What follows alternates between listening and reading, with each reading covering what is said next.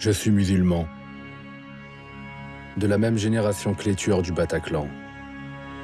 Je crois en Dieu, je prie parfois, mais il m'arrive de boire des coups le soir aux terrasses des cafés.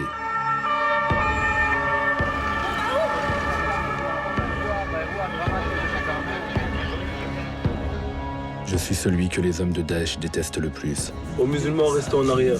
Jusqu'à combien de temps allez-vous dormir? Jusqu'à combien de temps allez-vous dormir?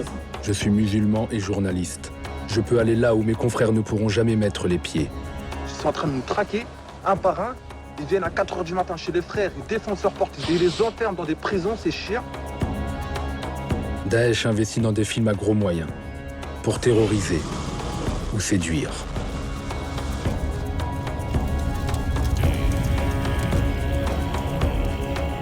Moi, avec une minuscule caméra cachée, je vais essayer d'exposer la coulisse d'une organisation qui contrôle totalement son image. En route vers le paradis. Viens, on va au paradis. Je veux savoir ce qu'ils ont vraiment dans la tête. Montrer leurs soldats les moins brillants. Ça vient d'où quel Facebook? Dévoiler leurs ruses. Écoute, Harry, si je reviens pas, pour une raison ou pour une autre, ce téléphone-là, détruis-le. Pour moi, Daesh, c'est pas seulement des assassins. Je leur en veux d'avoir perverti l'islam tranquille de mon père. Je leur en veux pour les regards méfiants qui me tombent dessus dans le métro. Je veux me jeter sur les couvreurs. Les effrayer bien comme il faut, leur mettre la peur dans le cœur. Vous ne verrez pas mon visage. Vous n'entendrez pas ma vraie voix. Parce qu'au bout de 6 mois d'infiltration, j'ai reçu un message très clair. T'es cuit, mec.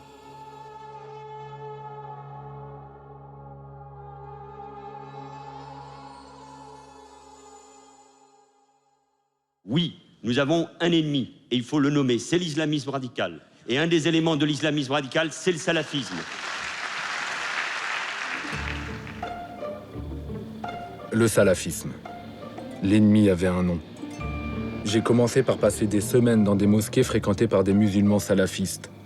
Des pratiquants orthodoxes qui semblaient vivre dans un autre siècle. Ils sont désignés par le gouvernement et les médias comme la matrice de Daesh, alors ils ont peur des caméras. Je dois donc tourner en caméra cachée. Pendant 1 mois, j'ai vu des barbes. Encore des barbes. Et encore des barbes. Mais je n'ai pas trouvé de terroristes. Au contraire, ceux qui me parlent de Daesh me mettent en garde contre eux. Fais attention à toi, à tomber dans des sectes qui sont forts. Des chansons, des anarchies, ça attendrit. C'est vrai. À la sortie de leur mosquée, il y avait souvent la police.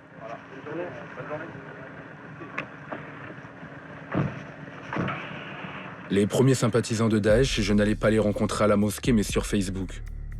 Je me suis fabriqué un profil. Il y a quelques trucs à connaître. Un lion qui rugit, ils adorent ça.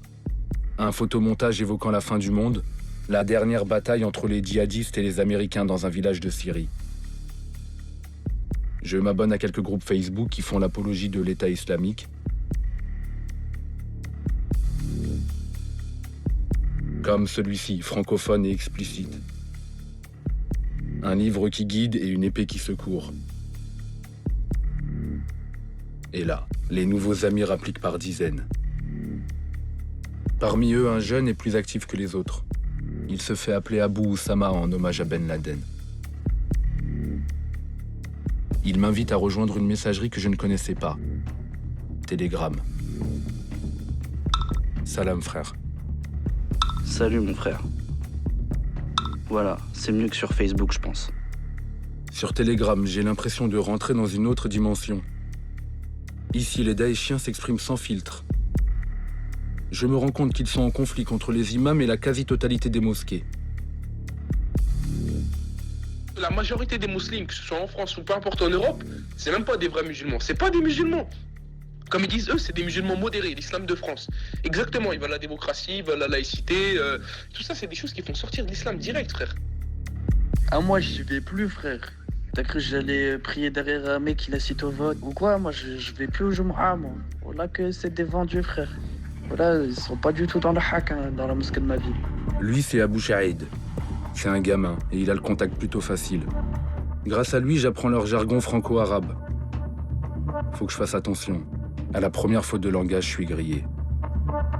Comme vous avez m'écrit au Tarout, comme vous avez m'écrit à la démocratie et à la loi humaine, en faisant le hijra, aujourd'hui vous m'écroyez à cette tawarit et à toute cette loi que nous a imposée cette tawarit. Takbir!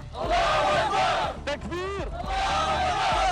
Celui qui est capable de faire la hijra, wallahi qu'il la fasse. Parce qu'après ce jour, vous n'avez plus aucune hujja devant Allah. J'envoie un message à mes frères et mes sœurs qui habitent dans le pays du Koufr. Je les appelle à immigrer dans la terre du Khilafa, dans la Dawla al-Islamiyya. Ne jamais dire Daesh. C'est le mot de l'ennemi. Leur mot à eux, c'est Dawla. En arabe, ça veut dire État. Au bout de quelques semaines, je pense en savoir assez pour aller au contact. Je veux faire la différence entre les moudjahidines du clavier et les vrais terroristes. Chaïd m'a parlé d'une mosquée à Stein. Il s'y retrouve tous les vendredis avec un petit groupe de radicaux. Lorsque tu vois les croyants et les musulmans se faire attaquer de toutes parts, sache que cela ne se passe pas sans la volonté d'Allah. Nos frères en Palestine, nos frères en Syrie, nos frères à travers le monde qui se font opprimer, Allah Azza wa Jalla le voit. Et Allah nous décide. Et Allah donnera la victoire avec certitude. Mais laisse-le décider comment il donnera cette victoire. Allahu Akbar.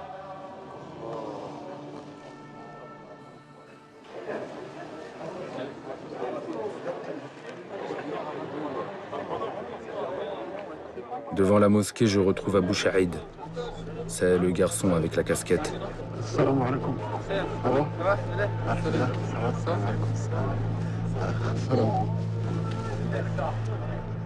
Il y en a pas mal sur Facebook qui sont ici. Hein. Ok. Tu les reconnais physiquement parce qu'ils mettent la photo. Ils sont moins intéressés par la religion que par Facebook. L'enjeu, c'est la partie de cache-cache avec les modérateurs.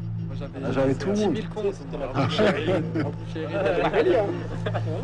Abou Yassine, Jean-Patrie. Après, tu mets des noms de français, ils arrivent pas à te censurer. Alors que je mettais rien. Ce qui te retrouve. C'est des tarafis. En fait, les salafistes et les daéchiens se détestent. Pour les salafistes, les daéchiens sont des hérétiques. Ils décident à la place de Dieu qui doit vivre ou mourir. Et pour les daéchiens, les salafistes sont des traîtres, des modérés vendus aux mécréants.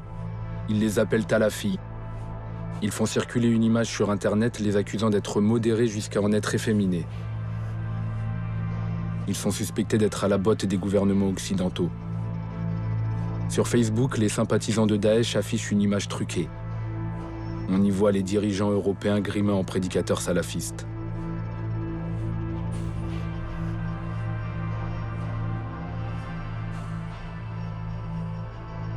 Mes nouveaux amis ont remarqué qu'ici, les avions volaient bien bas. Ici, les avions, des fois, ont une très très basse altitude. Hein. Oh, ici, ouais, très très bas. Vraiment, là, c'est encore élevé. Là. Et des fois, tu le vois énorme. Mais en plus, les avions qui atterrissent ici, c'est les avions présidentiels, des hommes d'affaires et tout. Tu vois, c'est le Bourget, c'est le militaire aussi. C'est du lourd.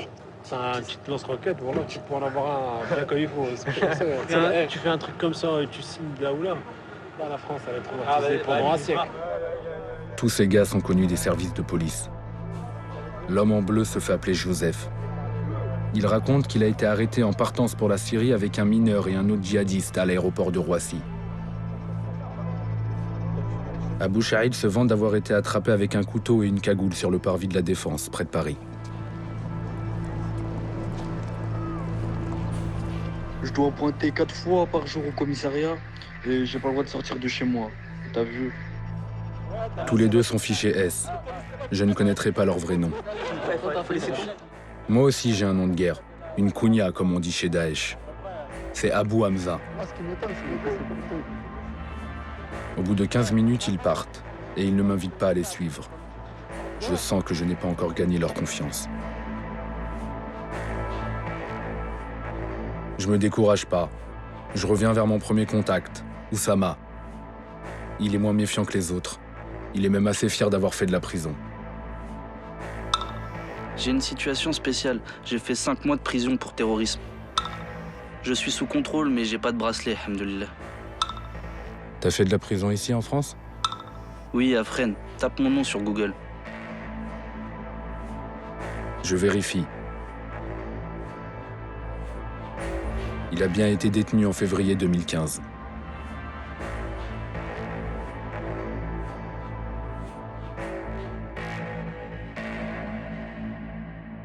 Ma situation à moi, c'est compliqué. Pourquoi? Parce que je suis sous contrôle judiciaire. Il faut absolument que ce soit des frères qui viennent me voir et pas moi qui aille les voir, parce que ça va pas être possible. Il suffit que je sorte de l'Indre et je me fais arrêter et me remettre au Hebs direct. Je pars donc à Châteauroux, dans la France la plus profonde. Je m'imaginais pas attendre un djihadiste juste derrière l'église Saint-André sur ce banc public à chacun de nos rendez-vous.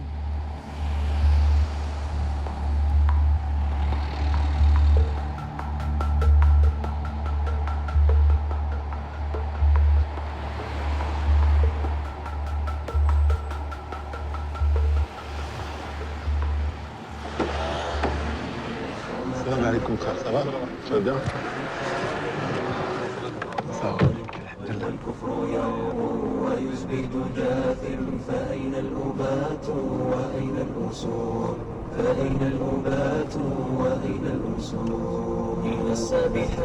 Nous allons traverser toute la ville avec les chants guerriers de Daesh à fond dans l'autoradio.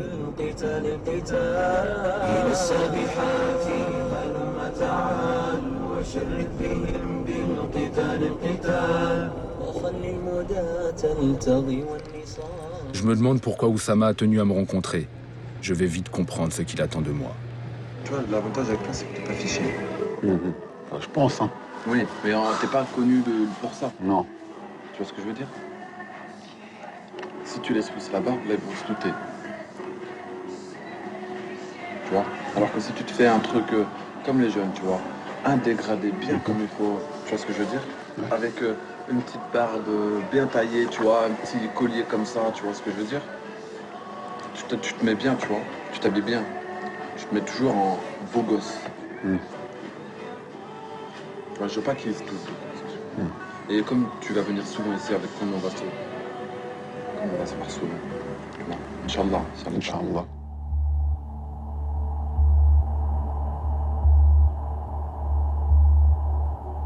Oussama m'emmène dans une base de loisirs déserte en cette saison. Nous commençons par prier. Attends, regarde comment je fais. Ouais. Il fait ses ablutions rituelles dans le lac. J'ai jamais vu ça.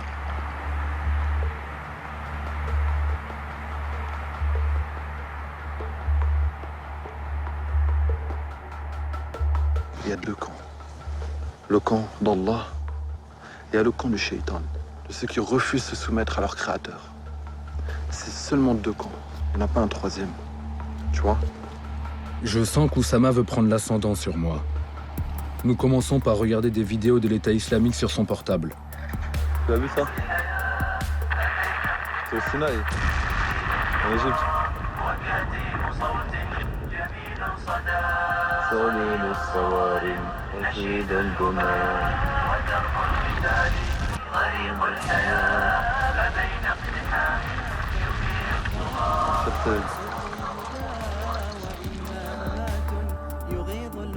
À tous ces musulmans de France et d'ailleurs, si vous avez la possibilité d'émigrer, alors n'hésitez pas. Oussama dit vouloir aller combattre en Syrie. Le Sham, comme il dit. Pendant toute l'après-midi, il va tenter de me convaincre que la mort est désirable. On va aller au Cham. Allah nous emmènera au Cham. On va rejoindre nos frères. On va combattre à leur côté. Il n'y a que le djihad. Subhanallah. L'ordre vous a été donné de combattre le mécréant où que vous le trouvez. Qu'attendez-vous? Wallah, il n'y a rien de plus facile que de combattre l'ennemi.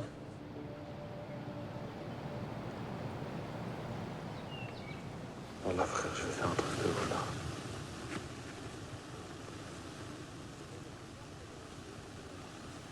Je veux me jeter sur les koufars. Je veux les tuer, je veux mourir après. Je veux qu'Allah me donne le martyr. que je puisse effrayer ces ennemis, ces chiens, ces animaux, ces adullah, ces kuffars, que je puisse les effrayer bien comme il faut, leur mettre la peur dans le cœur, leur montrer la mort. Parce qu'on va mourir, on est fait pour mourir ici. Dans tous les cas, on va mourir. Allah va nous supprimer de dunya. Et va faire d'autres générations qui vont venir après. Ouais, mais bien sûr.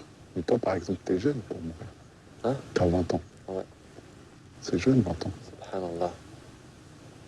Je préfère mourir jeune, Harry. Dans l'honneur, dans la fierté. Vivre longtemps, je veux pas vivre longtemps. J'ai trop peur de m'égarer.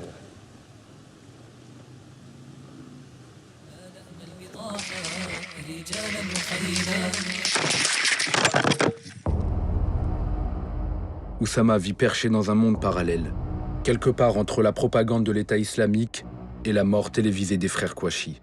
Et toute la France se sont réunis comme ils l'ont fait pour les frères, et on est encerclés. Il n'y a que la mort qui peut nous attendre, ou l'arrestation. On va pas sortir les mains. Oh, pop, venez. Ça, c'est interdit, Harry. Interdit, frère. Tu sors comment? Un coup de chassé dans la porte, avec ce que tu veux. Je vais pas faire trop de gestes, on sait jamais. Et jusqu'à que tu reçois au moins une vingtaine de balles dans le corps. Ils vont te soulager, Harry. Parce que déjà, le martyr, il ne ressent pas la douleur. Ils vont te soulager, ils vont t'emmener au paradis. C'est ça. Et Allah, il va rigoler de toi, en plus. C'est pas Inch'Allah. Parce qu'on va enlever tous nos équipements. Tous nos... Avec le sourire. On se regardera et on dira, bon, en route vers le paradis, Harry. En route vers le paradis, Harry. Subhanallah, Harry. C'est ça, Harry. C'est ça, Wallahi. C'est la vraie, c'est ça le vrai chemin. C'est ça, Harry. En route vers le paradis. Viens, on va au paradis, Harry. Mais à terme, à notre dunya, on va au paradis, frère. Inch'Allah, ba'idhnillah. Inch'Allah, Jannat al-Firdaus, mes amis. Inch'Allah. Salam alaikum.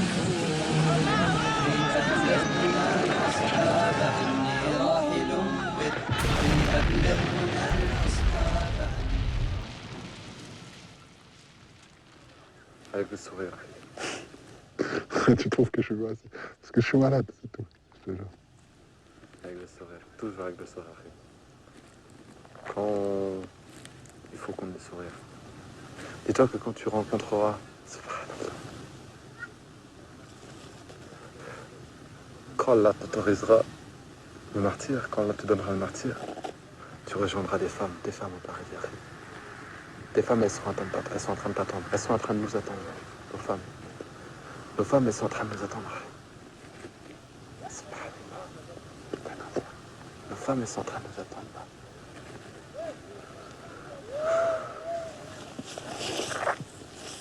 Tu marches vers ta sortie de prison. Tu regarderas au loin, tu verras un immense palais que tu peux pas voir les extrémités. Et il t'appartiendra. Tu verras des anges qui seront tes serviteurs pour toi, subhanallah. Tu auras l'agrément d'Allah, tu auras des femmes qui ne voudront que toi. Tu auras ton cheval à côté de toi qui sera fait d'or et de rubis. Et qu'il ne sera que pour toi. Wallah, je te dis pas des bêtises. Hein. Et tu pourras monter dessus, il aura des ailes, tu iras où tu veux. Tu verras tes frères, tu sentiras que du bonheur au fond de toi, du plaisir. Et ça, c'est rien. Wallah, c'est rien du tout.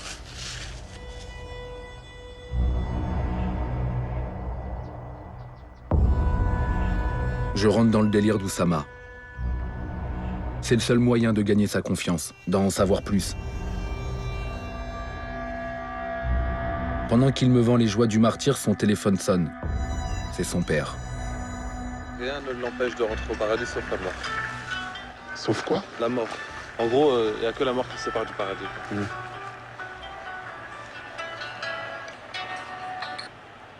Allô? Je suis à Belle-Île. Je me promène. Là, je suis avec Tito. Pourquoi? T'as besoin de moi, là? Pas de soucis. Bon, bah, vas-y, à la tout à l'heure. C'est moi, Tito. Ouais, c'est toi, Tito. Oussama a 20 ans.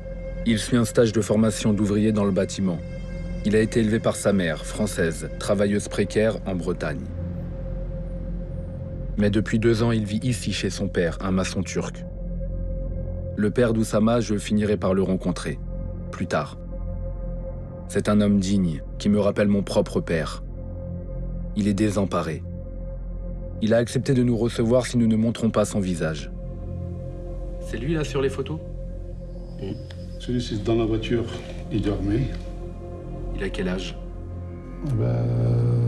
6 ans, je crois. Depuis 1 an et demi, cauchemar. Tout ce qui se passe, c'est qu'un cauchemar pour nous. Moi, je crois jamais mon fils il est venu comme ça. Je n'ai jamais pensé que mon fils est entré à cause de l'islam dans la prison. J'ai peur parce qu'il y a beaucoup de jeunes et drogués. Il y a beaucoup de jeunes et volent. Mon fils, il vole jamais. Mais il est venu islamiste maintenant. Mais c'est un dangereux aussi. Voilà.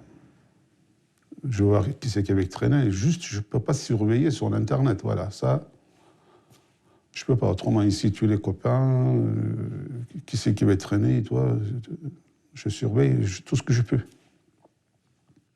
Vous l'appelez la journée? Ah ben, je ne sais pas combien de fois. Je ne sais pas combien de fois. Si je ne vois pas 1 heure, il va aller à l'école, par exemple, il est 5h30, normalement, à la maison. J'attends jusqu'à 6h moins le quart. S'il ne vient pas, je l'appelle, un quart d'heure après. Ça doit vous prendre beaucoup d'énergie, ça, de devoir tout le temps être... Je suis obligé, parce que... inquiète. Le père d'Oussama est loin d'imaginer que dans le secret de sa chambre, son fils est en train de rassembler autour de lui un groupe de djihadistes. Il a même fabriqué un logo qui ressemble à celui d'un jeu vidéo. Les membres du premier cercle sont dessus. La nouvelle du jour, c'est qu'ils viennent de le désigner comme leur chef.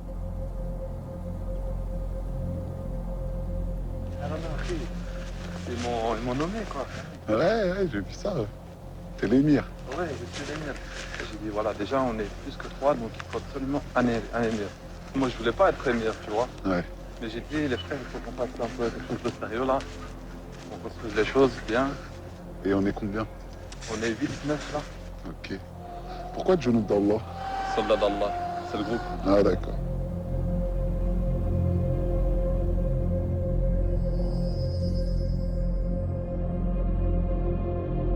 Pour l'instant, les membres des soldats d'Allah sont moins d'une dizaine. En Syrie, il y a Youssef, un Tunisien. Il entraîne les nouveaux arrivants de Daesh. Il les fait rêver avec ses armes lourdes. À Roubaix, dans le nord de la France, il y a Abou Suleiman. Il vient du banditisme des quartiers. Il affirme être recherché par la police pour séquestration et torture. C'est un cerveau d'enfant dans un corps de colosse.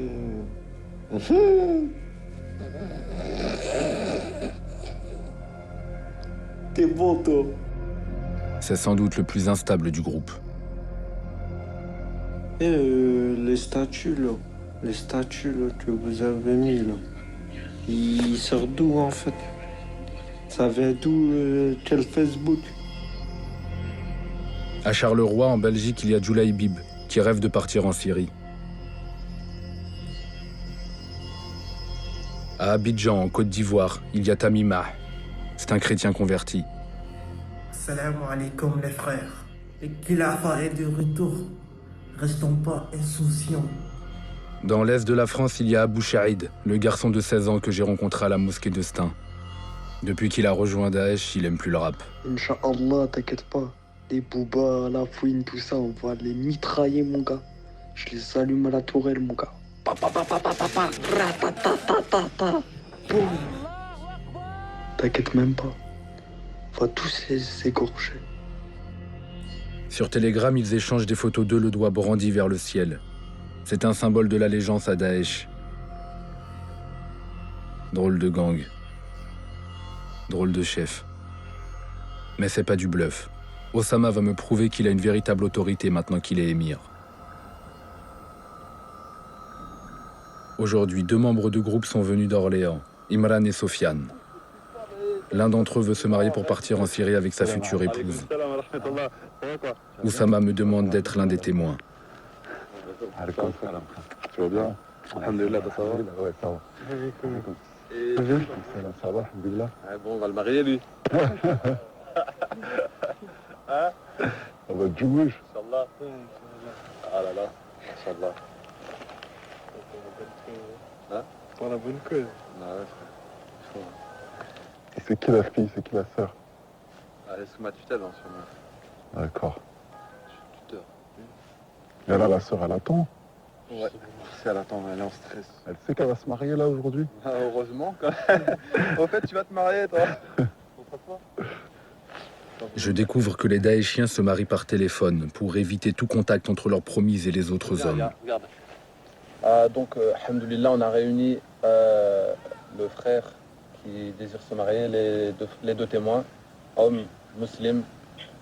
Donc, Inch'Allah, on va procéder au mariage. Alors, tu désires bien te marier avec Abu Imran? Ouais. Ok. Donc je te dis que je te donne la sœur en mariage, et tu acceptes. Donc, je te donne Salama en mariage. Acceptes-tu? J'accepte. Voilà, alhamdoulilah. Donc, par la grâce d'Allah, vous êtes mariés, Inch'Allah. Allô? Ouais. Voilà, je vais raccrocher. Hein. Ok. Donc t'es marié avec Abu Imran. Ok. Voilà. Allez, salam alaikum wa rahmatullahi wa barakatuh. Wa alaikum.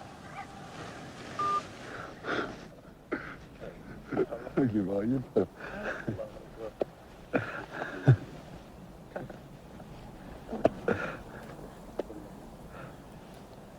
Inch'Allah, frère. C'est ta fille. Ça y est, t'es marié. Ça y est, t'es un homme, là.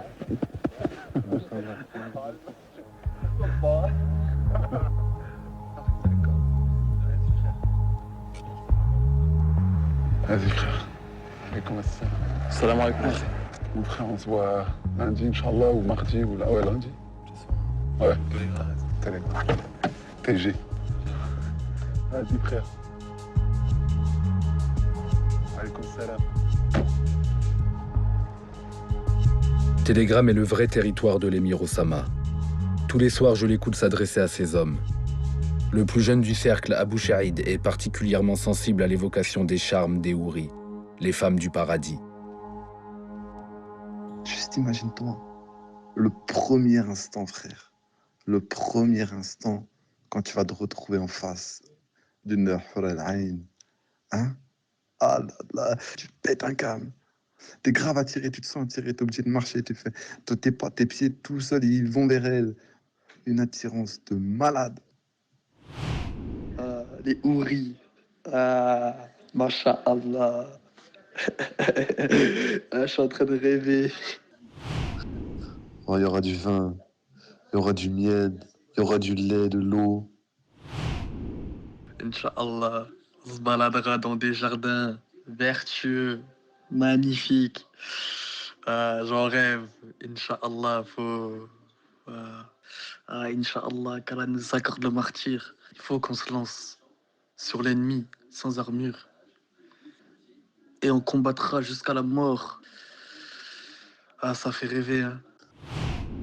Ça fait rêver, certes.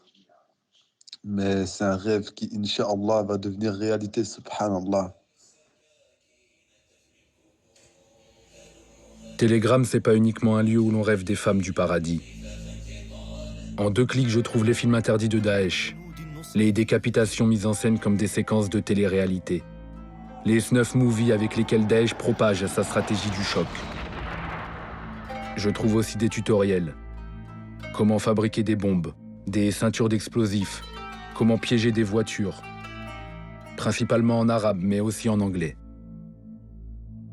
Théoriquement, la police est censée effacer systématiquement ces contenus et jeter en prison tous ceux qui les diffusent. Tous ces documents sont d'ailleurs introuvables sur les sites internet classiques. Traquer les contenus djihadistes, c'est le boulot du centre de cybercriminalité de la gendarmerie. Quelques dizaines de gendarmes, des ordinateurs, mais pas un seul arabe. Je suis un peu surpris. Je crois que vous avez personne qui parle arabe dans votre service. Je n'ai pas d'arabophone dans mon service, donc on a utilisé des outils en ligne type Google Translate. Donc là, la traduction est de qualité assez approximative. Donc là, c'est en arabe. On voit d'ailleurs qu'ils postent des liens vers des contenus qui s'avèrent être apologiques. Et là, c'est en traduction en français. C'est pas un handicap de ne pas avoir d'arabophone dans un service comme le vôtre ? Ça pourrait être mieux d'en avoir, mais encore une fois, nous ici, on se contente de ce qui est visible sur Internet. Les gendarmes n'arrivent pas à pénétrer le principal outil de communication des djihadistes, Telegram. Pour avoir accès au contenu Telegram, il faut avoir soi-même un compte Telegram. On ne va évidemment pas l'ouvrir sous l'identité colonel Nicolas Duvinage, Gendarmerie nationale, sinon ça n'aurait pas de sens, ou pas d'utilité. Donc il faut pouvoir l'ouvrir sous un pseudonyme. Or, même si ça paraît évident pour tout citoyen, l'ouverture d'un compte Telegram ou Facebook sous pseudonyme est extrêmement encadrée en droit français. On ne peut pas le faire dans n'importe quelle circonstance. Des gens qui, entre guillemets, se contentent de faire de l'apologie du terrorisme, ils ne se préparent pas à commettre un attentat, en tout cas pas de façon prouvée, pas de façon évidente. Et là, on n'a pas le droit d'utiliser un pseudonyme. Mais c'est un énorme frein à l'enquête, ça. Absolument. En dernier recours, les gendarmes auraient pu s'adresser à la direction de Telegram. Mais c'est pas si simple. Telegram affirme en argument marketing qu'il ne collabore pas avec les forces de police et de gendarmerie. Donc peut-être un peu naïvement, mais nous n'avons même pas essayé de leur demander des éléments. Telegram a été créé par Pavel Durov. Ce jeune informaticien russe est rentré en conflit avec Poutine. Ce serait pour échapper à la surveillance du Kremlin qu'il aurait créé un réseau de communication totalement impénétrable. Nous voulions l'interroger sur Telegram et Daesh. Il n'a pas souhaité nous rencontrer. Une seule fois, lors d'une rencontre de geeks aux États-Unis, il a répondu à quelques questions. Does it concern you that ISIS is using Telegram? They do. Does that concern you? That's a good question. Do you sleep well at night knowing terrorists use your platform? You know, that's a very good question, but I think that privacy, ultimately, and our right for privacy is more important than our fear of bad things happening, like terrorism. But ultimately, the ISIS will always find a way to communicate within themselves. And if any means of communication turns out to be not secure for them, they'll just switch to another one. And so I don't think we're actually taking part in these activities. I don't think we should be guilty or feel guilty about it. I still think we're doing the right thing. Thank you very much, Pavel Durov. Thank you, Mikey. Yes. Pavel Durov a une vision très particulière des causes du terrorisme. Sur sa page Facebook, il explique que le gouvernement français est responsable des attaques terroristes. D'après Durov, c'est à cause des impôts tout ça. Ils ont servi à créer, dit-il, des paradis pour parasites sociaux d'Afrique du Nord.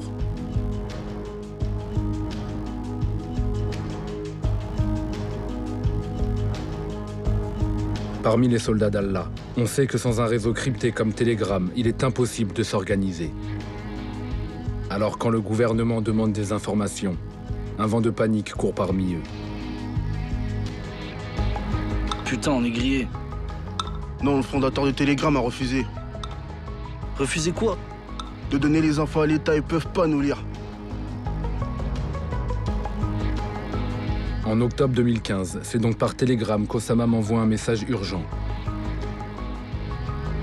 Il veut que je le rejoigne vite à Châteauroux. Il a une nouvelle importante à m'annoncer.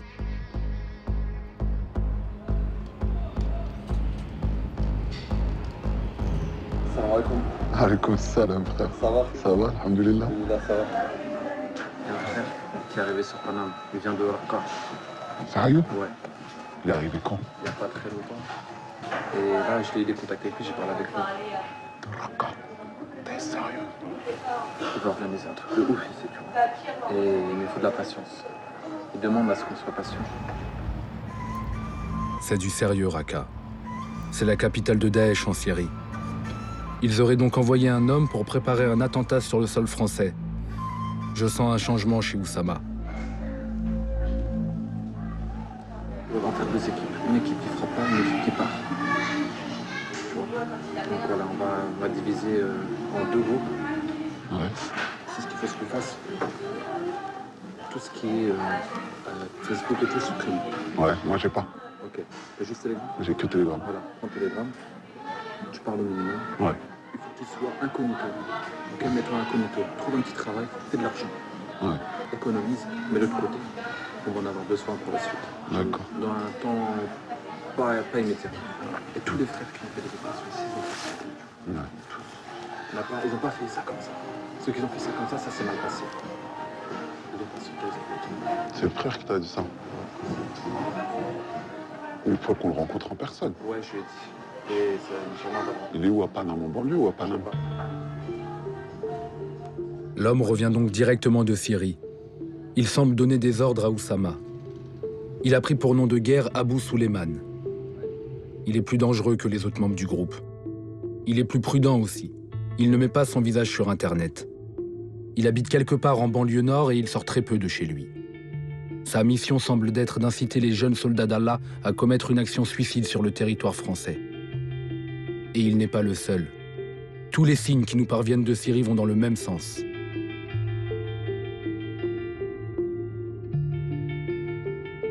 Youssouf, l'armurier de Daesh par exemple, il nous décourage de venir.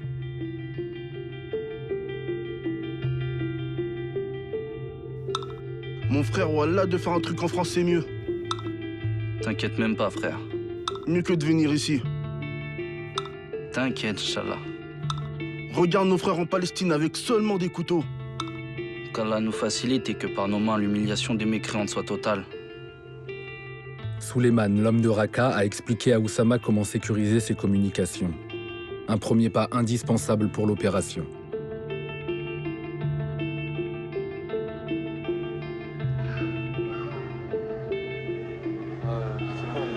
Pour le moins cher. Là, j'ai un truc à 10 euros. Ah ouais? Oussama se doute que son téléphone est écouté par la police. Nous allons ouvrir une nouvelle ligne sur un autre téléphone. L'opération est illégale. Oussama préfère changer de magasin pour être plus discret.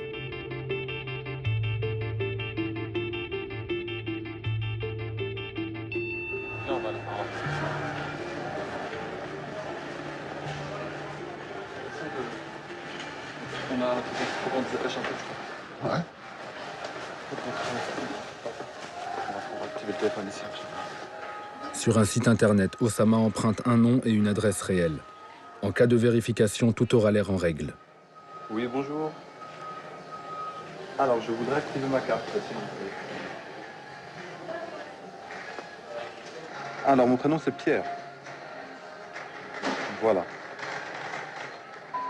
Alors, c'est A ou avec 2 M. Alors, ma date de naissance, 25/06/1972. D'accord, bah, je vous remercie.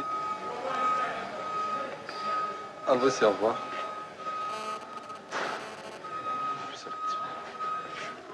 Voilà. C'est une affaire qui roule. On se casse.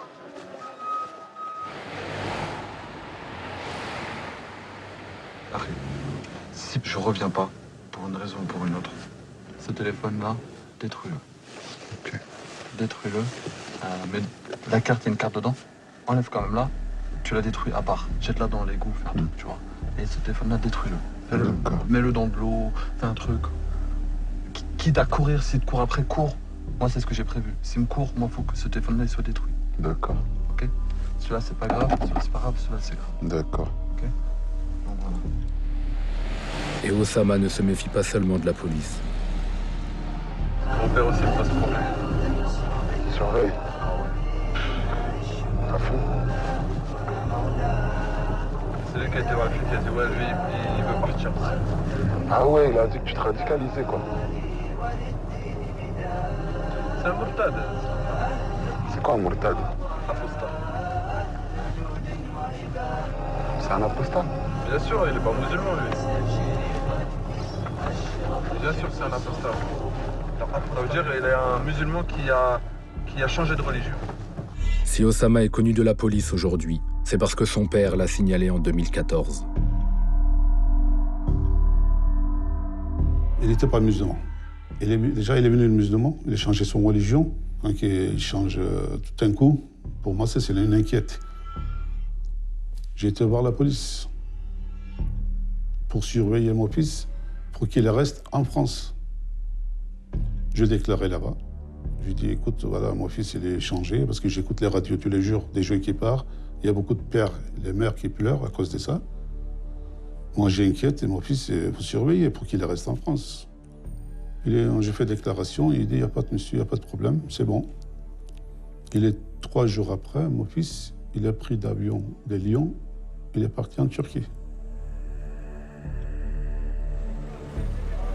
Fin 2014, Osama n'a que 18 ans. Il a entendu l'appel de l'État islamique. À l'époque, ils avaient besoin d'hommes en Syrie. Qu'attendez-vous? Comment osez-vous travailler dans cette terre de mécréance?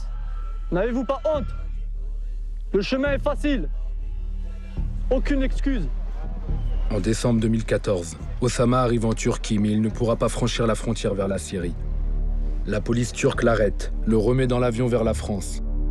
Il va être entendu par l'antiterrorisme. Osama a mis tout son dossier judiciaire sur Telegram. Je constate qu'il n'a rien caché à la police française. Je souhaite mourir en martyr, leur dit-il. C'est mon rêve.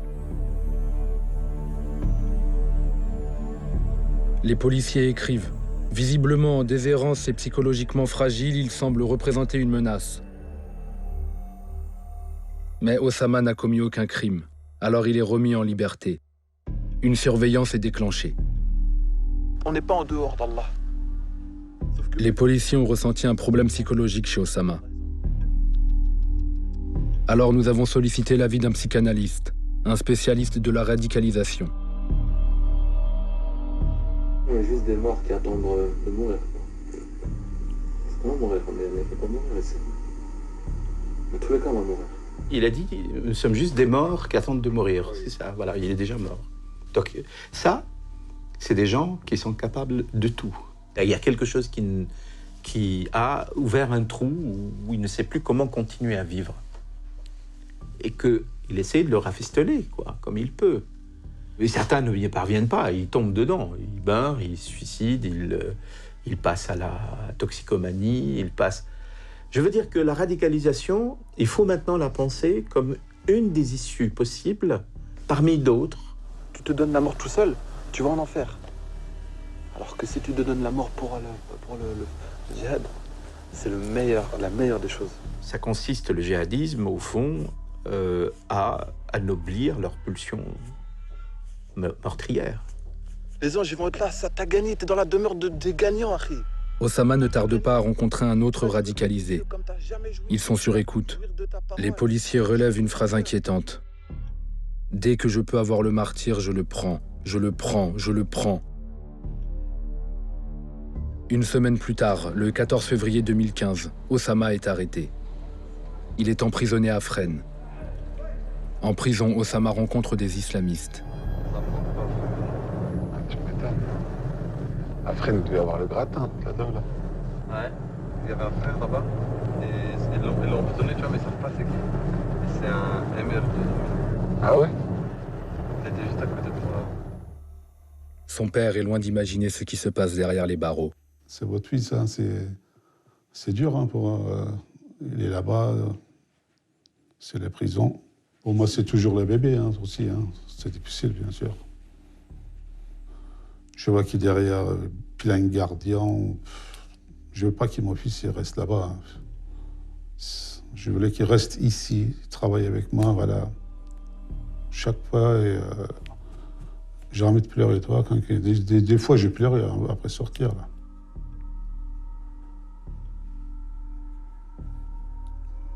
C'est votre fils, hein. Quand je pensais ça, j'arrive pas.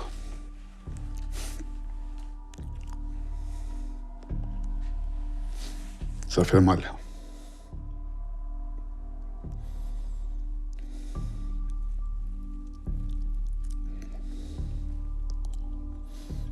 C'est très mal. reste là-bas.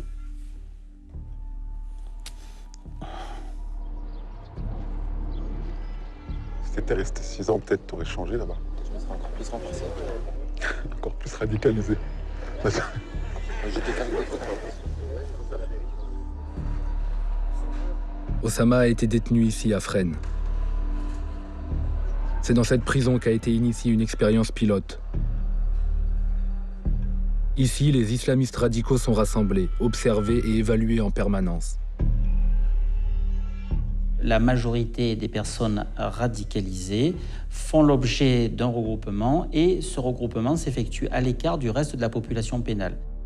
Dans le cas qui nous intéresse, ils passent d'amateur à semi-professionnel et en fait tout ça, ça se passe pendant la détention. Ce que vous décrivez là, le risque d'influence négative des personnes détenues les unes sur les autres, ce risque, il est lié à l'existence même de la prison. Qu'est-ce que vous faites, vous, pour voir comment un détenu y va évoluer?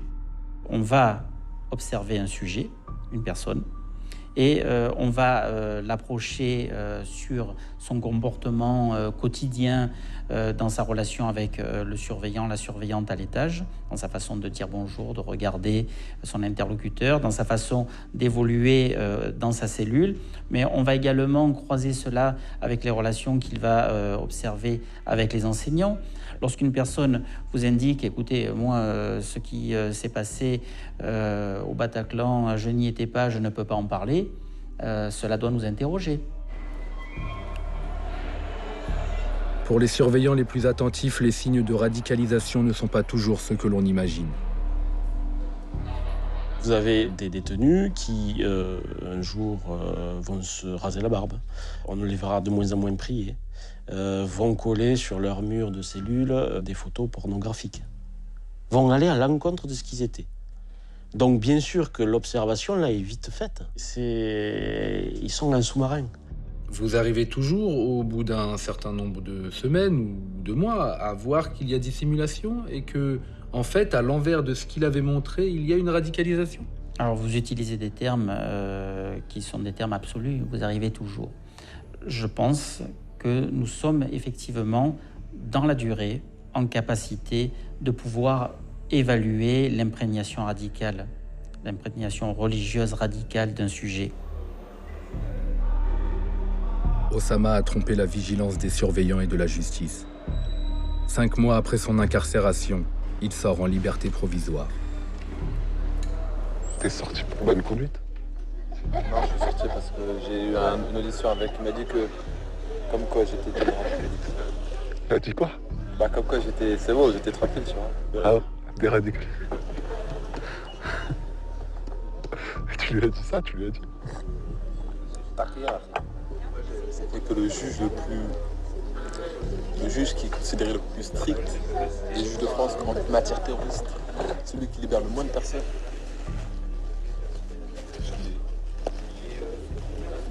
Allah il m'a fait ça vient d'Allah. Wallahi ça vient d'Allah. Franchement, Wallah j'imaginais jamais ça. Pour moi j'allais prendre 6-7 ans. Et Osama va aussi tromper son père. Quand il est sorti de prison, il a changé beaucoup. Je dis tailler ton barbe, il a taillé son barbe, il m'a fait câlin.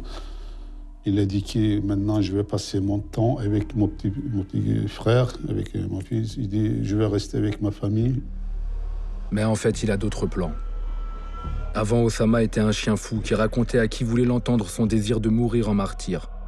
C'est fini. Dans le code de la guerre de Daesh, ça s'appelle la taqiyya.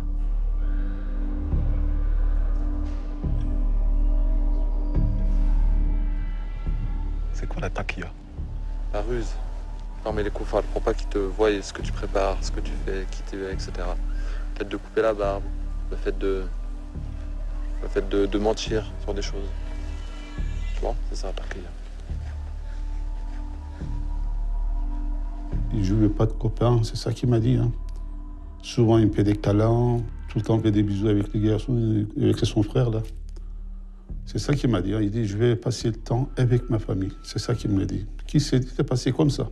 Tout le temps, il était comme ça. Après la prison, c'était bien.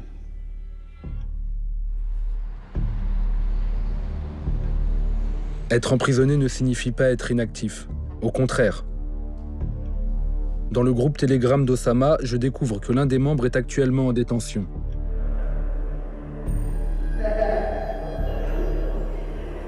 Il s'appelle Cédric Vuillemin.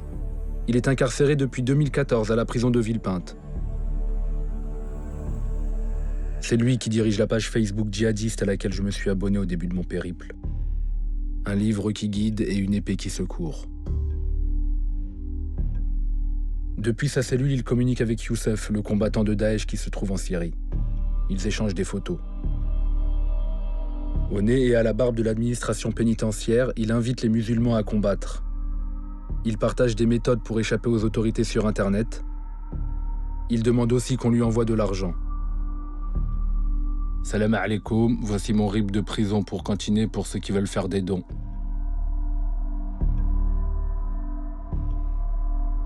Je reconnais la porte de la cellule, c'est un peu partout, dans tous les établissements pénitentiaires. Oui, ça m'est familier. C'est un détenu daéchien. Qui a l'air en forme. Qui a l'air en forme, il fait de la muscu. Voilà. Et qui a une page Facebook. Mais bien sûr, il doit avoir un téléphone, ce monsieur, en prison. Un smartphone même. Voilà. On lutte contre ça. On sait que les détenus ont leur page Facebook.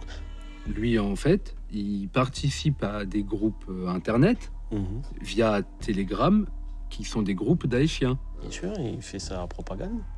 Un des trucs qu'on a remarqué aussi, c'est qu'il demande de l'argent. Mais bien sûr. Plus il aura un compte en banque, on va dire, pour pouvoir cantiner, qui sera au-dessus de la moyenne, en plus, ça va agrandir son aura. On va l'écouter. Puis si, en plus, comme vous l'avez dit, pour un fumeur, il lui paye à un moment donné une cartouche, c'est le Messie. C'est le Messie. Et là, voilà, nous sommes dans le vif du sujet. Pour moi, tu es un père, tu es... oui, mais je suis un Messie, je suis un Dieu. Mais j'ai eu une parole aussi à te transmettre. Et là, vous y êtes. Oui, ils ont tous ces moyens-là.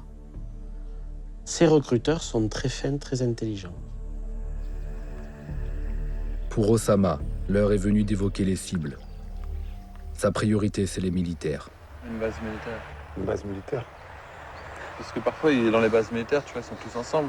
Ils font les entraînements, et puis après, ils mangent tous dans le même réfectoire. Et puis là, au moment où ils mangent, là, ils sont tous alignés, tout ça. Oh, t'as là. Tu vois ce que je veux dire? Ouais. Ça peut être bien. Dans tous les cas, il faut que ce soit des gens armés, non? Même s'ils sont pas armés, regarde. Si par exemple ils sont pas armés, on les tue tous. De là, on continue notre parcours. On fait un programme. Après, ça peut être quoi aussi? Ça peut être un journal. Un journal? Des journalistes. Parce que eux, ils sont en guerre avec leurs paroles contre l'islam. Ça leur fait mal. Comme ils ont fait à Charlie, tu vois. Faut leur casser le cœur, faut tout leur casser, tu vois. Par surprise, qu'est-ce que tu veux qu'ils fassent? T'arrives. Ils sont pas protégés, hein, faut pas croire. Hein. Ils sont pas protégés du tout. Après Charlie, ils étaient tristes, les gens. Ça suffit pas. Il faut qu'il soit plus. Il faut que le sang coule. Ça coule beaucoup. Il faut qu'il meure ici par milliers. Par milliers, par milliers. Je veux voir des milliers de Français qui meurent. Partir avec le sourire, il nous faut taper la France, il est temps de l'humilier. On veut voir de la souffrance et des morts par milliers. La bataille est engagée. Osama va donner ses nouvelles consignes à son groupe sur Telegram. Moi, je veux agir ici. Bien sûr. Trop de complications pour partir, ça m'a gonflé. Frère, on est d'accord. Je veux les attaquer chez eux. Frère, on discutera de ça en tête à tête. Oui. Bon, c'est quoi le plan là? Je comprends plus. C'est d'aller en Syrie ou de faire le djihad ici? Ici.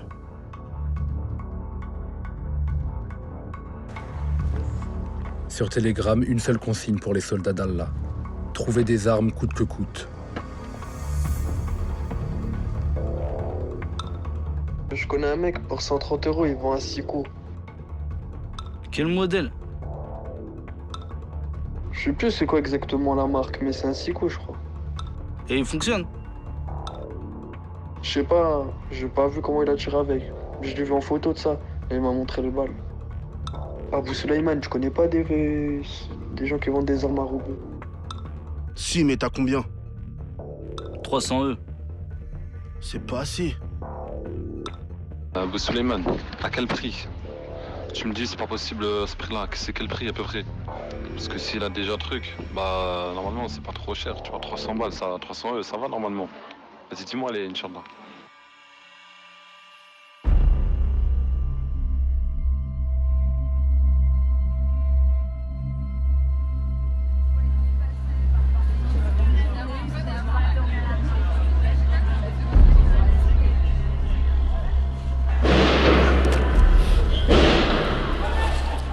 Le 13 novembre, je suis chez moi quand les premières informations tombent. C'est en fait à la jonction de la rue de Charonne et la rue Féderbe.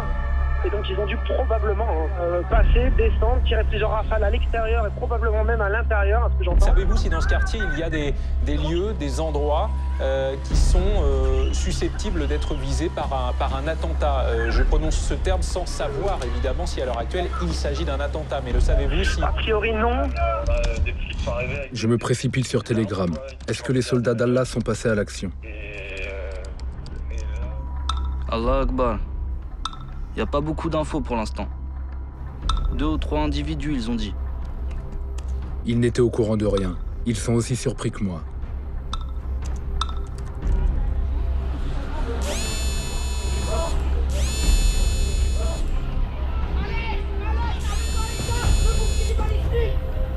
Les casques, le bouclier!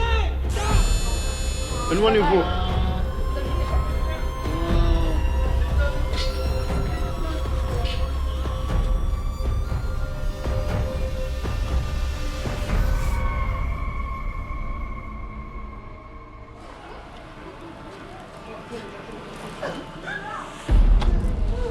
« 18 morts, Allah Akbar.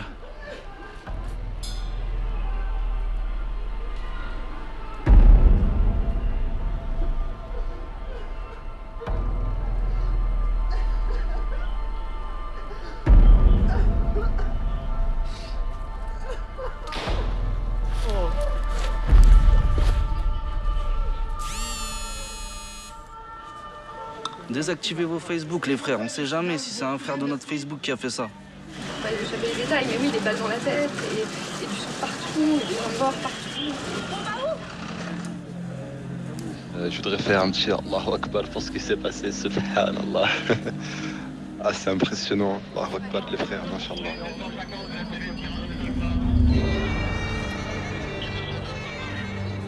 Le jour de mes 20 ans, attentat, gloire à Allah. C'est ton cadeau. Du Bataclan, cette salle de spectacle du 11e arrondissement de Paris, on parle d'épisodes.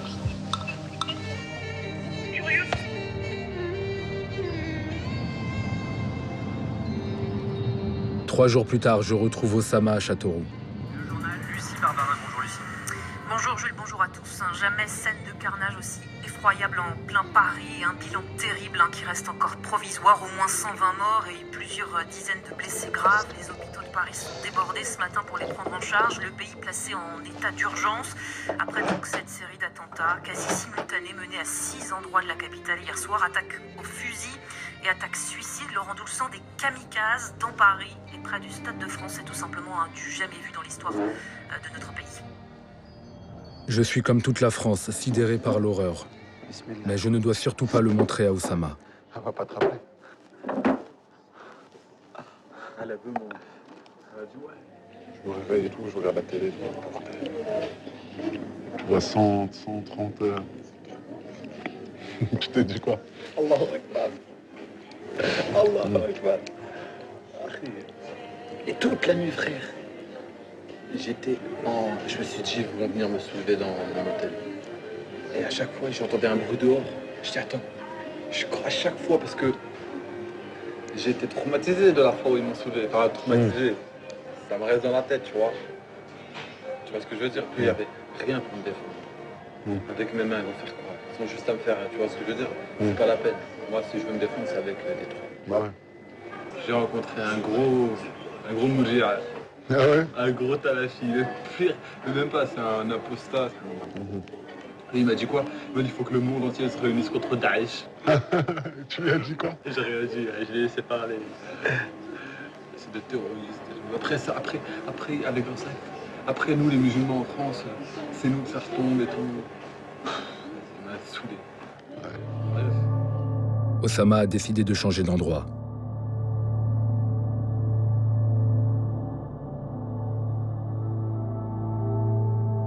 Dans la voiture, je veux lui parler des dernières découvertes de l'enquête. Abdeslam, le tueur belge du 13 novembre, tenait un bar. Il a été fermé pour trafic de stupéfiants. C'est moyennement islamique. Mais t'as vu, là, je sais pas, ils disent qu'ils tenaient un bar à Bruxelles. Mais ils disent ce qu'ils veulent, Ils vendaient de l'alcool, frère. Non mais c'est les trucs des koufars. Quand Mohamed Merah il a fait ces trucs, ils l'ont saigné sa réputation. Quand les frères Kouachi ils ont fait des trucs, ils ont saigné leur réputation. Ils ont saigné la réputation des talibans, ils ont saigné la réputation de Daoula, ils ont saigné la réputation de tout le monde. Ouais. Des lions, frère, c'est des lions, c'est pas autre chose que des lions. Donc toutes leurs informations sur eux, tu supprimes de ta tête. C'est que des conneries. Mais c'est que ça, frère. Faut qu'ils décrédibilisent à fond. Ils peuvent pas se permettre de montrer des bonnes choses, tu vois. Ouais, ils veulent pas qu'on ait des exemples. Ah non. Mais ils veulent surtout pas montrer qu'ils font des choses bien. C'est ça qu'ils disent à chaque fois. Ils disent que c'est des frères, ils sont perdus. Ils sont endoctrinés. L'arabe. Toi, t'es endoctriné? Ah, moi, je suis endoctriné, moi, à fond. Ah ouais, moi, je rigole pas, moi. T'es radicalisé. T'es radicalisé, totalement. Ah, c'est ouf. Après le 13 novembre, c'est l'état d'urgence. Nous engageons des perquisitions. Ces perquisitions doivent permettre aujourd'hui... Il y en a eu combien cette nuit, monsieur le ministre? Cette nuit, il y en a eu 128. 128 autres? Absolument. Parmi les 128 perquisitionnés, il y a un membre des soldats d'Allah, Abou Chaïd, le plus jeune du groupe. Ah mais vas-y, tu vois l'intervention, tu rigoles, frère. Ils sont arrivés, ils ont explosé la porte avec des explosifs. Ils sont défoncé la porte de ma chambre. Moi, je dormais. Ils m'ont sorti du lit. Pendant un, il m'a mis une patate. Il m'a mis les menottes. Après, ils m'ont mis la couverture sur la tête, comme dans les films. Après, ils m'ont mis sur mon lit, ils m'ont mis la couverture. Et ils m'écrasaient, ce fils de chien, là. Ils ont quadrillé le quartier et tout, il y avait des chiens. Mais les chiens ne l'ont pas fait rentrer chez moi, tu vois. Ma mère, elle a dit, vous rentrez pas avec vos chiens chez moi, là. L'étau se resserre autour des djihadistes. Osama a organisé une réunion. Il veut accélérer les opérations. J'arrive en avance, nous prions ensemble.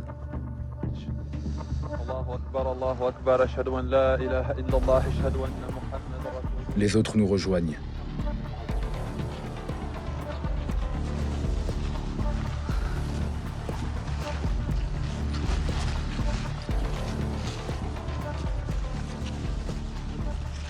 Là, aujourd'hui, on est dans une prison à ciel ouvert. Les frontières, ils les ont fermées. Ils ont tous leurs soldats, leurs shayatin qui sont à la recherche, ils sont en train de nous traquer, un par un. Ils viennent à 4h du matin chez les frères, ils défoncent leurs portes, ils humilient leurs femmes, ils humilient leurs enfants, et ils les enferment dans des prisons, ces chiens. Il va falloir qu'on se presse. Parce que là, on est arrivé dans un moment où le Taroud, François Hollande, il est acharné. Il est acharné contre les musulmans, d'un acharnement comme on ne peut pas l'imaginer, mais la ruse de Shaitan, elle est faible. Et nous, notre but, c'est le paradis. Osama est inquiet parce qu'il sent le groupe se déliter. Celui qui le préoccupe le plus, c'est Abou Chaïd, secoué par la perquisition. J'ai reçu un message de Shahid, là. Abou Chaïd? Ouais, le skin, là, il est déprimé, le frère. Pourquoi? Parce qu'il s'est fait soulever à 4h du matin. Il m'a dit quoi? Miskin. À 4h du matin, il s'est fait soulever. Sa mère, elle me dit, elle est triste. Sa future qui voulait avec qui se marier, ça s'est pas fait. Il est tout seul, il doit pointer 4 fois par jour au commissariat. Il est à la résidence chez lui, tu vois. Il m'a dit, j'ai le moral à zéro, ma foi elle a baissé. J'essaie de le motiver, mais... Abou Chaïd commence à flancher. Il évoque diverses raisons pour ne pas participer à l'opération imminente. Oussama joue son rôle de chef. Les deux hommes entrent en conflit sur Telegram. Bah oui, moi, de toute façon, à la base, moi, je veux rejoindre l'EI, tu vois. Après, j'ai pensé à cette possibilité-là de rejoindre ce groupe-là pour qu'il me finance, en fait. Wallah, s'il y en a un qui veut faire un truc tout seul, et bah qu'ils partent directement. Vraiment qu'ils partent directement. Dans ce groupe-là, il n'y a pas de solo. Vraiment, je veux pas qu'il y ait de ça. Donc il faut qu'on soit déterminés. Donc voilà les frères. Inch'Allah, on va se rassembler, on va discuter, on va concrétiser les projets et on va agir. Ouais, mais vas-y frère, il faut s'entraîner. Toi, t'as cru que tu allais gérer des kalash comme ça ou quoi? Voilà, il voudra tirer, frère, sa kalash va s'enrayer, il va passer pour un con. Eh oui, tous ceux qui ont frappé ici sont partis au Chem s'entraîner. Ils sont partis en Libye s'entraîner, ils sont partis dans des camps d'entraînement, frère. Tu vois? Non, mais il parle de martyr, il dit on peut être martyr partout. Mais tu vois, il faut s'entraîner avant de passer à l'action. Donc voilà, je vais être clair, Inch'Allah. Donc tous les frères qui ont peur ou qui sont prêts à délaisser tout projet ou à faire un truc solo juste par peur d'état en route, etc.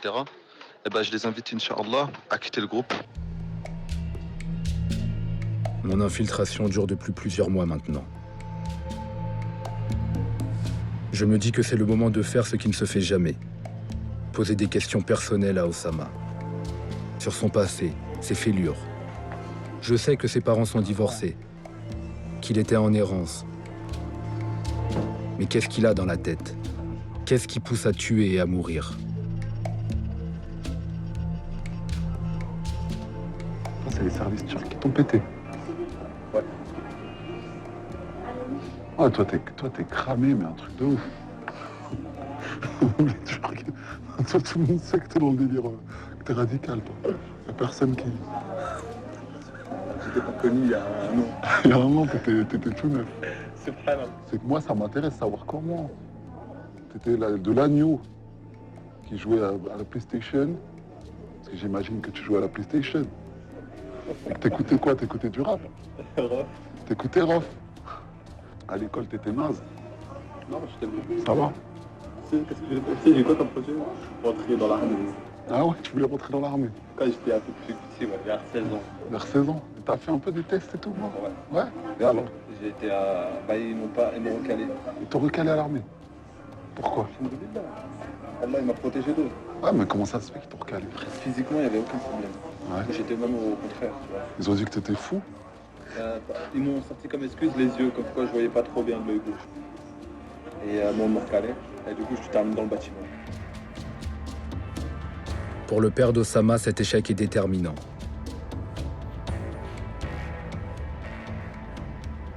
Il m'a appelé papa, il est pleurant, hein. Il était triste. Il dit papa, il m'a refusé le général.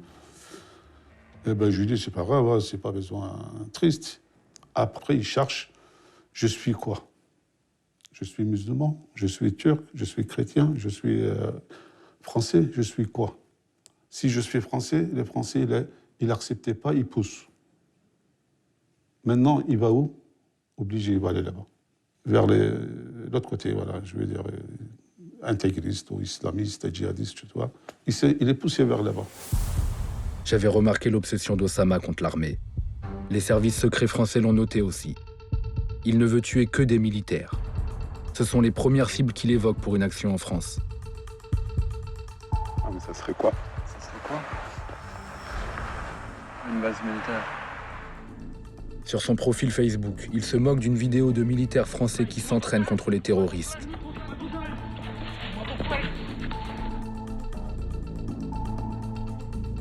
Osama est passé des publicités léchées pour l'armée française qu'il voyait à la télé au clip hollywoodien de Daesh qu'il visionne sur Internet.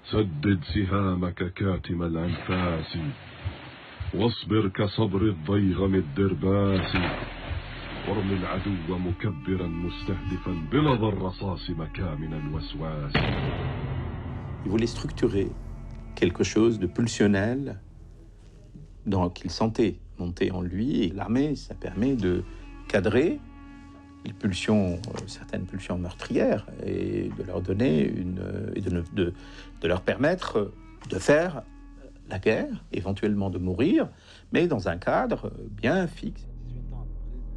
Osama se sent en confiance. Il a envie de parler. Il me dévoile un épisode de sa jeunesse dont il a honte. Il y a un gars, il a failli m'emmener dans le satanisme. Ah ouais? Je te jure. Des hard rock et tout? Ouais. T'aurais été au Bataclan, là, 14 ans peut-être. Je traînais avec un gars, il était à fond dedans. Mais quand je te dis satanique, c'était pire que ça. Lui, il invoquait les djinns. Pire que ça, lui c'était pour le diable. Il disait clairement, on va invoquer le diable. Il me disait, il disait on va se transformer en loup-garou et tout. À un moment, il m'avait mis une perruque de punk. Il m'avait fait des croix à l'envers. Il m'avait dessiné une croix sur le torse. Ça m'a fasciné, j'étais scotché dedans. Il m'avait donné un livre gros comme ça, un livre de Satan et tout. Et je le lisais. Et j'étais trop dedans. Je faisais des rites dans ma chambre. Sérieux? Oh frère, des trucs de malade. Oh là là, je sais pas. Et je me disais, oh là là, je fais toute une bêtise là. Je me sentais pas bien en même temps, tu vois. Allahu Akbar. L'égarement dans lequel j'étais à Rizzo. Moi, j'ai rencontré beaucoup de jeunes qui étaient dans cette période de très grande dépression, de sous-estime, de mésestime d'eux-mêmes, qui se considèrent comme des déchets, rien du tout. Et puis, voilà, il y a une dimension extrêmement dépressive. Et puis, tout d'un coup, il rencontre un sens, quelqu'un qui va leur dire mais non, mais en fait, vous êtes quelqu'un qui doit remplir une mission, vous êtes un élu. Vous pouvez faire quelque chose, et quelque chose qui n'est pas pour vous seulement, mais pour votre groupe, votre communauté, pour l'humanité. C'est ça qui est... Un adolescent, c'est quelqu'un qui est prêt à faire quelque chose pour l'humanité. Et donc, à ce moment-là, je commençais à me poser des questions. Ta mère, elle est athée. Voilà, athée. J'ai arrêté l'alcool. Je me suis dit, j'arrête de boire. C'est à ce moment-là que le Iman est rentré dans mon cœur. Mais là, t'avais personne. J'ai été sur Internet et je regardais des vidéos. Mais c'est où sur Internet? Tout plein de sites. Non, j'ai regardé une vidéo en fait. Elle est machallah parce qu'elle te dit tout, tu vois. Et il faudrait que tu la regardes. Faudrait que tu me la montres, bah ouais. C'est celle-là qui t'a donné, qui t'a fait rentrer dans le game. Ouais. C'est la vidéo qui a changé ta vie. Voilà le film qui a fait basculer Oussama dans l'islam radical. Je suis surpris. Ce n'est pas une vidéo de propagande de Daesh. Ce film est produit par des évangélistes américains d'extrême droite, des théoriciens du complot. The project is literally the secularization of the world. To completely strip the world from religious beliefs. A new study says the news media have been pushing a gospel of godlessness on the American public. Because this media is here and designed to make sure that they ask no critical questions, to make sure that the only thing that they are concerned about is having a good time. The only thing they're concerned about is filling their bellies. The only thing they're concerned about is acquiring more and more material things. Et des musulmans ont rajouté un chapitre sur le Coran.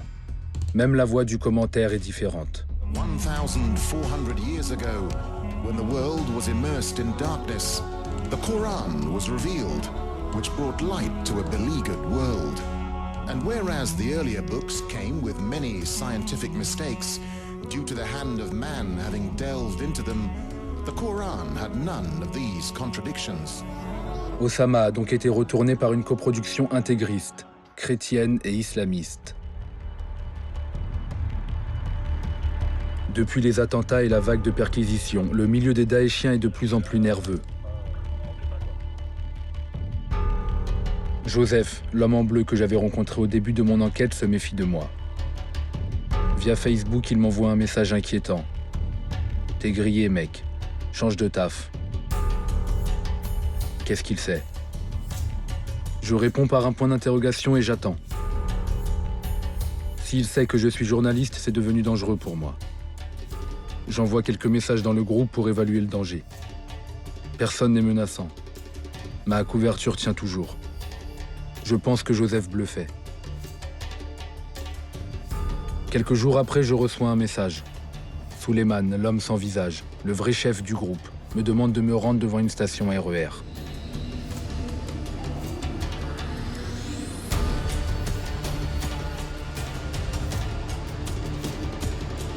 Je dois attendre un appel sur mon portable avec des consignes.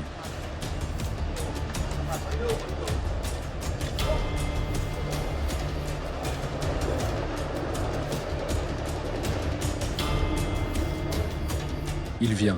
Quelqu'un doit me rejoindre sur le quai.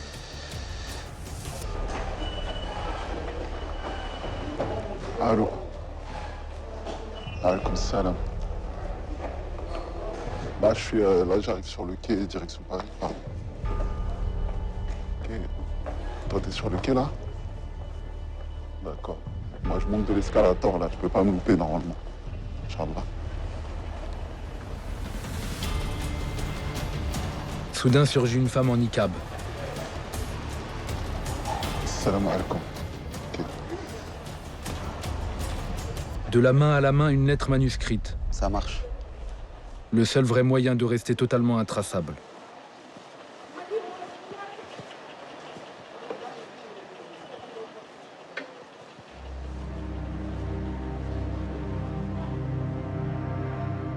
Cette lettre, ce sont les consignes pour l'opération que Oussama doit mener en France.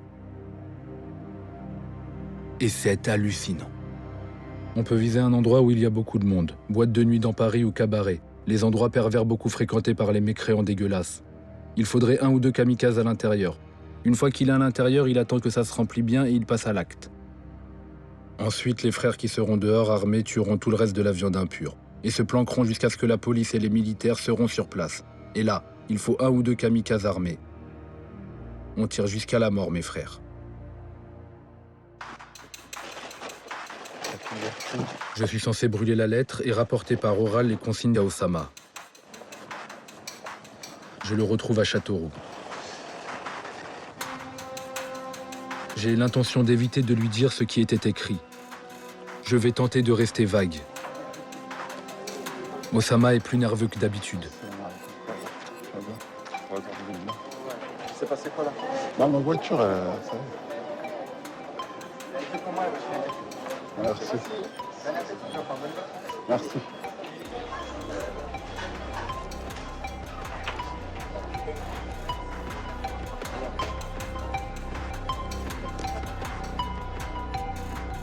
À la gare. Bon bah j'ai récupéré la lettre du frère. Pour ceux qui restent ici, lui il voyait plusieurs plans et il n'a pas de détails, tu vois. Il a dit, il y en a un où il a dit de taper. Voilà, exactement. Et il n'a pas détaillé plus que ça. Un peu de détail plus que ça. Pas de détail, il dit juste dans celui de la boîte de nuit, il dit. Il y en aurait un qui serait exposé. Et vas-y, dis-moi. Il y en a un qui serait exposé. Ouais. Ensuite, il y en a un qui sera là, les canards de Rennes. Les gendarmes et tout, ils arrivent. Et il y en a d'autres qui sont cachés et les canards de Rennes. Exactement ce qu'il a dit. Exactement ce qu'il a dit. Comment tu sais? On en a juste aujourd'hui, on en a parlé vite fait. D'accord. En fait, Oussama connaissait déjà le contenu du message. Je réalise que cette lettre a juste servi à tester ma fiabilité. Le réseau des soldats d'Allah voulait voir si j'étais capable d'appliquer une consigne sans les trahir. Désormais, ils pensent pouvoir me confier des tâches risquées. Et alors? Ça ne va pas tarder.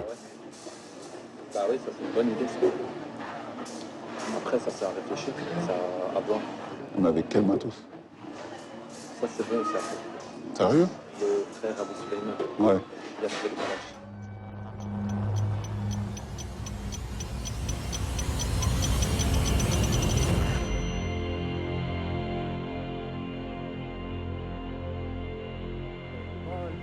Les soldats d'Allah sont en train de changer de dimension.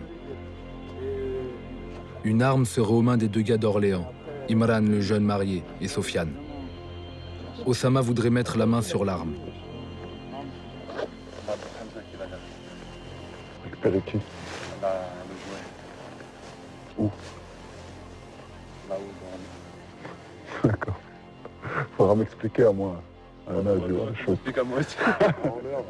D'accord. Ouais. Ouais, faut qu'on fasse sûr, c'est bon, elle est toujours là d'ailleurs. Comment? Faut voir si elle est toujours là. Si elle est toujours là? Ouais. Vous êtes pas sûr si elle est là? Si. Non, on l'a pris. Vraiment, elle est enterrée. On l'a mis dans l'endroit. On a des endroits exacts, on sait où elle est enterrée. D'accord. Elle fonctionne? On l'a pas essayé. Elle est propre, à ce qui paraît, elle n'a jamais été utilisée. Je pars à Orléans. Imran et Sofiane doivent me montrer où l'arme est cachée pour que je puisse la récupérer en cas d'opération. Non, pour moi, c'est l'endroit le plus sûr ici, tu vois. Je vois pas d'autre endroit où le cacher sans qu'on le perde, tu vois. Ouais. Vous savez pas si chez Marin. Non, je lui dis, mais on essaie, mais la perle. Ah ouais.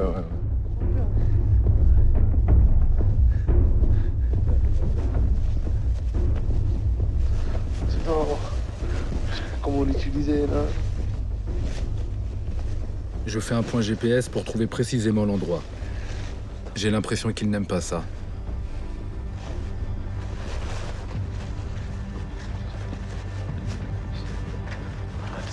Il n'y a pas des bastos. Il n'y a pas des bastos.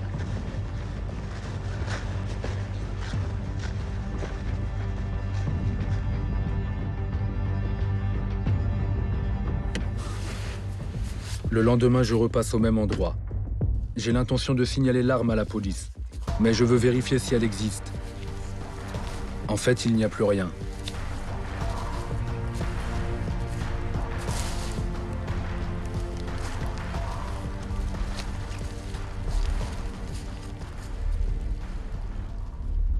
Dans les jours qui suivent, je comprends pas ce qui se passe. Tout s'accélère. Sur Telegram, Osama appelle à passer à l'action. Comme s'il avait des armes. Mais quelles armes? Est-ce qu'il ne m'aurait pas tout dit? Chacun d'entre nous qui est d'accord, qu'il prenne le nécessaire. Donc je parle bien des silahs. On se réunit au même endroit. Et voilà quoi. Après vous connaissez la suite. Je vais découvrir que la police suivait le groupe depuis le début. Un groupe qu'elle prenait très au sérieux. Dans la région, le 23 décembre, des djihadistes sont arrêtés. J'ai le sentiment qu'ils étaient en lien avec Osama. Une caserne militaire, un commissariat et une gendarmerie à nouveau visés par un projet d'attentat. Une attaque déjouée la semaine dernière à Orléans grâce à l'interpellation de 2 individus surveillés par la DGSI. Avant leur arrestation, ils s'apprêtaient à recruter et à acheter des armes pour passer à l'acte. 4 jours plus tard, le 27 décembre, c'est Osama qui est arrêté au domicile de son père. Un jour, 5 heures du matin, on a eu une surprise à la maison.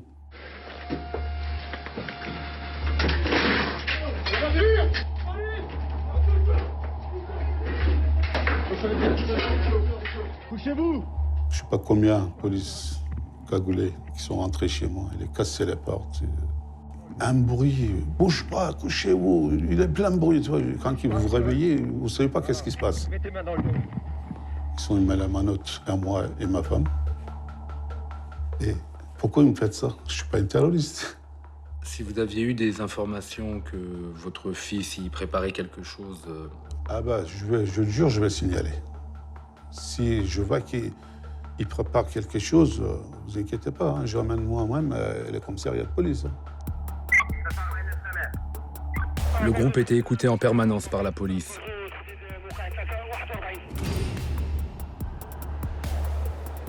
Certains sont en prison, d'autres ont renoncé provisoirement au pas au djihad. Abou Suleiman, l'homme sans visage de l'État islamique, n'a pas été arrêté. Il me demande d'aller chercher une nouvelle lettre avec de nouvelles consignes. J'ai rendez-vous dans une école islamique. Ici, la messagère en niqab passera inaperçue. C'est la même qui m'avait remis le premier courrier.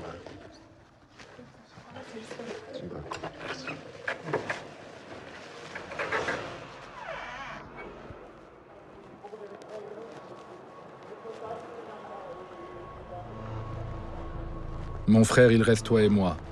Si on arrive à trouver des armes, on tape armé. Sinon, il y a la sœur dont je t'ai parlé qui nous prépare des ceintures et on tape dans 3 endroits différents, blindés de mécréants. C'est les mêmes attaques à la bombe qu'ils font en Syrie. À la fin, il me demande d'acheter une liste d'ingrédients pour fabriquer une ceinture d'explosifs. Cet homme me demande de mourir et je n'ai toujours pas vu son visage. Mais je ne vais pas pouvoir enquêter plus loin. Dans le groupe, Joseph, l'homme en bleu, est plus méfiant que jamais. Il trouve que je suis passé à travers les mailles du filet trop facilement. Il veut me fouiller à notre prochaine rencontre. Il m'envoie un dernier message. T'es cuit, mec. Mon infiltration s'arrête là. Quelques semaines plus tard, Youssef, l'armurier de Daesh en Syrie, s'inquiète du silence sur Telegram. Où sont les frères? Ils ne connectent pas. Qu'est-ce qui se passe avec vous? La cellule des soldats d'Allah n'existe plus. Quant à moi, au bout de 6 mois d'infiltration, j'ai changé. Je les ai vus comme ils sont.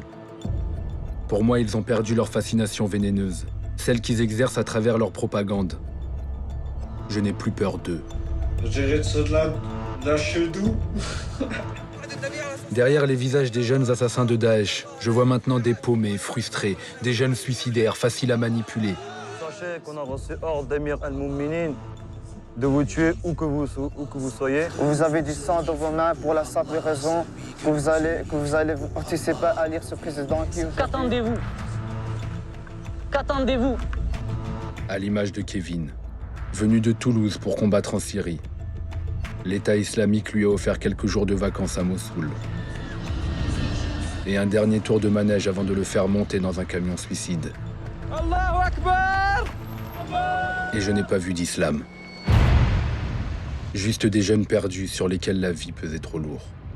Le paradis, c'est une source de bonheur, une source de tranquillité, de stabilité. Et nous, notre but, c'est le paradis.